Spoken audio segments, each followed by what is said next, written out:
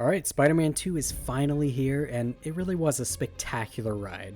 And with the new Spider-Man game comes another great photo mode that the virtual photography world has already been totally latching onto. The photos I'm seeing on my feed are just incredible. So let's take a quick look at the photo mode.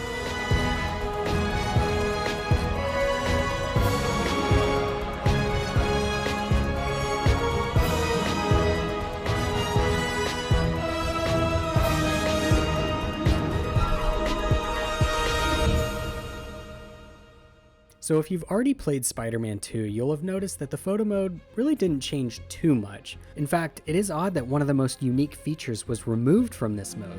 The selfie mode is nowhere to be found.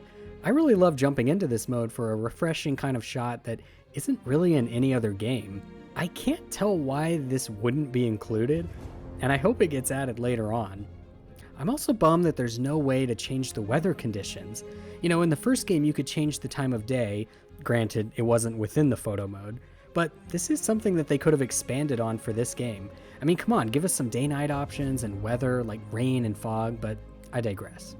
Negatives aside, this is still an absolutely S-tier photo mode with almost every feature you could wish for.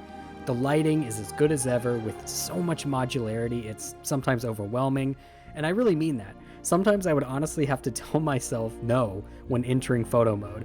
For reference of how much time photo mode might have added to my playthrough, my friend platinumed the game playing on the second hardest difficulty in 23 hours. I played on the easiest difficulty and it took me 33 hours to platinum. I have to imagine those 10 hours were maybe, possibly, definitely me spending too much time taking photos. I think my favorite new feature is the background selection. It's clear the devs saw what a lot of Spider-Man photographers were accomplishing in a studio style, so they went ahead and added an option to completely make the background of the subject a different color. This is a really fun one to play with as it gives you total control of the scene.